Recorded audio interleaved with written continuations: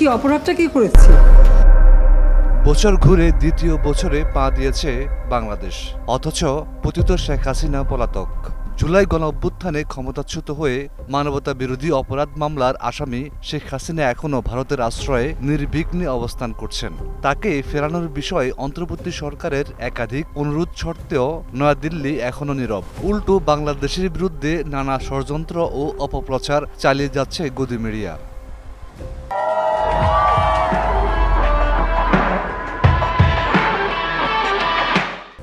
ঠিক এমন প্রেক্ষাপটে আগামী নভেম্বরে ঢাকায় আসছেন ভারতীয় ইসলামিক বক্তা ও লেখক ডাক্তার জাকির নায়েক। বর্তমানে মালয়েশিয়ায় থাকা এই ধর্মপ্রচারককে ভারতের মোদী সরকার পলাতক ঘোষণা করেছে এবং তার বিরুদ্ধে গ্রেপ্তারি পরোয়ানাও জারি রয়েছে।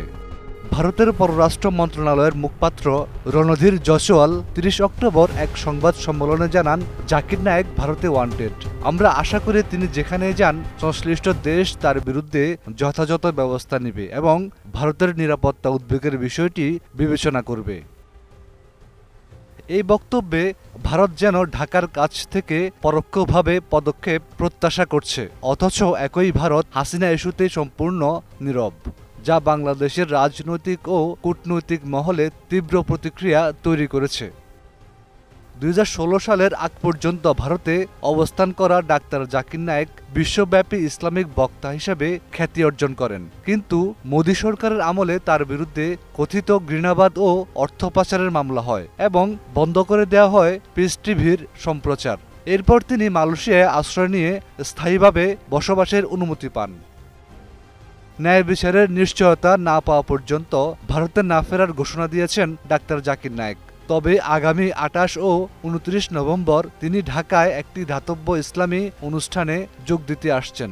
স্পার্ক ইভেন্ট ম্যানেজমেন্টের আয়োজনে আগারগাঁও এলাকা এই আয়োজনের প্রস্তুতি চলছে।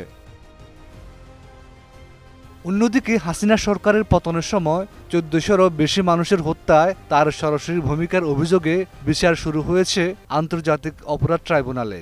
তাকে দেশে ফিরিয়ে আনতে বাংলাদেশ সরকার দিল্লির সঙ্গে একাধিকবার যোগাযোগ করেছে, কিন্তু ভারতের নীরবতা বজায় রয়েছে। ফলে অন্যদিকে মানবতা বিরোধী অপরাধে অভিযুক্ত হাসিনাকে আশ্রয় দিয়ে অন্যদিকে ওয়ান্টেড ডাক্তার জাকির নায়েকের বিরুদ্ধে পদক্ষেপ চাওয়ায় ভারতের উপর দ্বিচারিতার অভিযোগ আরও জোরালো হয়েছে। বিশেষজ্ঞরা বলছেন এটি দক্ষিণ এশিয়ার কূটনীতিতে নতুন এক বৈপরীত্যের ইঙ্গিত বহন করছে। শুধু তাই না, হাসিনা ইস্যুতে মুখে কুলুপ আটা ভারত জাকির নায়েক ইস্যুতে বাংলাদেশের পদক্ষেপ প্রত্যাশা করা নিয়ে সামাজিক মাধ্যমে চলছে তুমুল সমালোচনা।